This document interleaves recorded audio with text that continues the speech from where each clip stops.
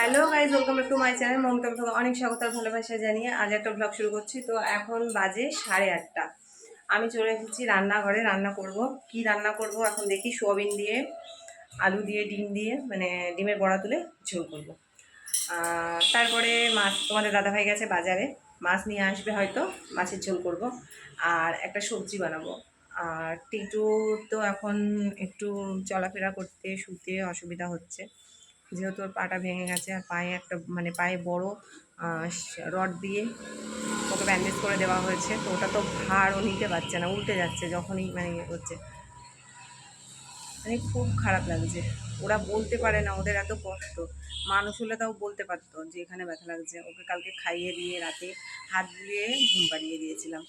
মানে আমি সাধারণত অত বিড়াল কুকুরের গায়ে হাত দিই না, কিন্তু পশুর যখন একটা কোনো মানে পশু বলে না, পশুরা আরও বেশি মানুষের থেকে।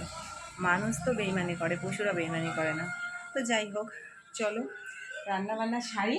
আর রান্না করতে করতে তোমাদের সঙ্গে ব্লগটা শেয়ার করবো, দেখতে থাকো ব্লগটা, সঙ্গে থাকো। আমার ভিডিওটা যারা দেখছো তাদেরকে অসংখ্য ধন্যবাদ। এইভাবে আমার পাশে থেকে সাপোর্ট করো। চলো।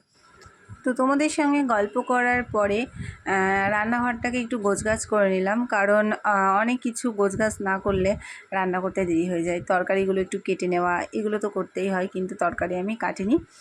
চাল টাল ধুচ্ছি, তারপরে তোমার ভাতের হাঁড়িতে জল দিলাম, জল নিয়ে আসলাম, এগুলোও একটা কাজ থাকে সকালবেলায়। আর আমাদের বাড়ির মাঝে মাঝে বাড়ির থেকেও নিই জল, মাঝে মাঝে রাস্তার কল থেকেও নিয়ে আসি। তো যাই হোক, তোমাদের সঙ্গে যেটা শেয়ার করব সেটা হচ্ছে এই যে আমরা ভিডিও করছি, ভিউজের জন্যই তো করি ভিডিওগুলো, কিন্তু সেই ভিউজটাই আমার হয় না। আসলে কী বলো তো, সবার কপালে সব কিছু হয় না। সেরকম আমি যতই খাটি না কেন, প্রত্যেক দিন যতই আমি ভিডিও দিই না কেন, আমার ভিডিওতে কিন্তু একদমই ভিউজ হয় না। আর এটাই আমার খুব খারাপ লাগে। যদি ভিউজটা হতো, আমি মানে এত খুশি হতাম, কি বলবো। বেশি না, প্রত্যেক দিন যদি 1000টা করে ভিউজ হতো ব্লগে, তাহলে আমি প্রচণ্ড খুশি। আমার মতো খুশি মনে হয় কেউ হতো না। মানে সবার মিলিয়ন মিলিয়ন যায়, আমি সে আশা করি না। আমাদের কপালে অত সুখ নেই, আর হবেও না। যাই হোক, যেটুকু মানুষ আমি সেইটুকু আশাই করি, তো সেটাও করতে পারছি না। তারপরে চলো তোমাদের সঙ্গে রান্না বান্না সবই শেয়ার করব। তার আগে আমি এই ঘরদোর গুছিয়েছিলাম, বাসন টাসন মেজে সব রাখা ছিল, সেগুলোই কিছু উপর করা হয়েছে, আর কিছু উপর দেওয়া হয়নি। তোমাদের দাদাভাই বাজারে গেছিলো, বাজার করে নিয়ে আসলো। তারপরে মানে চালও ফুরিয়ে গেছিলো, সেই চালের বস্তাটাকেও তোমার হচ্ছে ঢালতে হলো আর কি, ঢাপে। তারপরে আমি বসে পড়লাম সবজি কাটার জন্য। আর সবজিতে কি বলো তো, আজকে উচ্ছে ভাজা, কাঁকরোল ভাজা, এইগুলোই করবো আর কি। ভাজা, কাঁকরোল ভাজা খেতে তো আমার প্রচণ্ডই ভালো লাগে, আর উচ্ছে ভাজাও ভালো লাগে। উচ্ছে ভাজা কিন্তু একদমই তেতো লাগে না। তোমাদের দাদাভাই এখন একটু শুক্তো টুক্তো বেশি খায়, কারণ ওর পেটের সমস্যা, সেই জন্য। আর সকালে আর কি সোয়াবিন করব, আর দুপুরবেলায় মাছ হবে, কারণ তোমাদের দাদাভাই বাজারে গেছিলো বললাম, ও মাছ নিয়ে আসবে, তো সেই মাছটাই করবো আর কি। তো তোমাদের সঙ্গে অনেক কথা শেয়ার করলাম। আর আজ জানো তো, আমাদের বাড়ির সামনে দিয়ে আরজি করের যে ঘটনাটা ঘটেছিল, তার মিটিং যাবে। ইচ্ছা ছিল যে ওরকম একটা মানে মিটিংয়ে যাওয়ার, অন্তত নিজেকে একটু মানে কি বলবো, দোষী কম মনে হবে। কারণ এই সমাজের যা অপরাধগুলো হচ্ছে, সেগুলো কিছু অপরাধ তো মেয়েরাও করছে, কিছু অপরাধ ছেলেরাও করছে। কীরকম, মেয়েরা কি বলো তো সাপোর্ট করে, যে এই যে আরজি করের ঘটনাটা নাকি শুনছি একটা মানে কালিকের জন্য এরকম হয়েছে আর কি।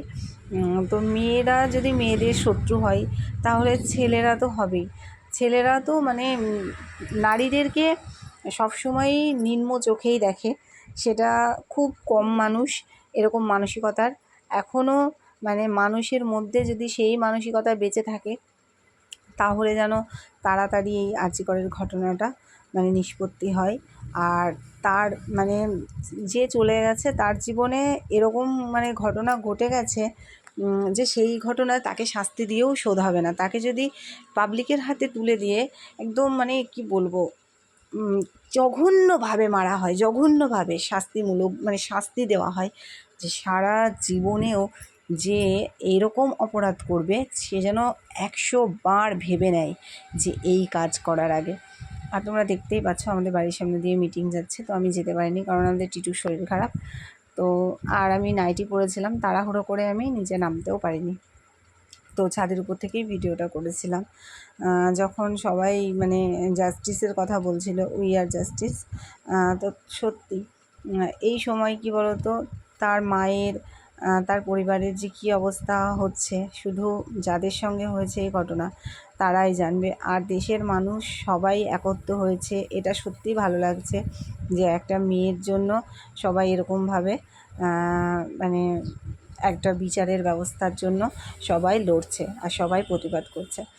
কিছু কিছু মানুষ পিঠ বাঁচিয়ে নেয়, তারা হচ্ছে যা হয়েছে হয়েছে, আমাদের তো হয়নি এরকম ভাবে হয়তো, কিন্তু না, একজনের সঙ্গে হওয়া মানে কিন্তু 10 জনের সঙ্গে, আজ ওর সঙ্গে হয়েছে কাল তোমার সঙ্গে হতে পারে। যাই হোক, সন্ধ্যাবেলায় মা আর আমি দই দিয়ে মুড়ি খাচ্ছিলাম, আর দইটা এত টক ছিল কী বলবো। সেই টক দই খেয়ে মায়ের মুখ দেখার মতো ছিল, ওই জন্য আমি মায়ের সঙ্গে একটু হাসি আড্ডা করছিলাম আর কি। আর তারপরে লাস্টে গিয়ে আমি মুড়কি নিয়ে আসলাম, টক দই আর খেতে না পেরে। তো যাই হোক, আমাদের টিটুটা দেখো, ওকে খেতে দিয়েছি রাতের বেলায়, আমাদের মানে খাওয়া দাওয়া করে আসার পরে ওকে আমি খেতে দিলাম। মুড়ি দিয়েছি আর মাছ দিয়ে ভাত মাখিয়ে দিয়েছি। আর ও দুধ ভাত বিড়ালে বলে সবাই ভালোবাসে, কিন্তু আমাদের টিটু না বেশি দুধ ভাত খায় না, দুধ হয়তো একটু চুমুর দেয়, তারপরে আর খায় না। চলো বন্ধুরা, এখন বেজে গেছে 10টা, 10:30 বাজে। আমরা চলে এসেছি ঘুমানোর জন্য। আমাদের সবার খাওয়া দাওয়া কমপ্লিট, রাতের খাওয়া সেরে টিটুর জন্য খাবার এনে টিটুকে খাইয়ে তারপরে সবাই এই যে বিছানায় উঠে পড়েছে আর কি। তো চলো, আজকের মতো ভিডিওটা এখানেই শেষ করছি। ভিডিওটা যদি ভালো লাগে লাইক শেয়ার কমেন্ট করে দিও। টাটা। আর কাল আবার নতুন ব্লগ নিয়ে আসছি তোমাদের জন্য।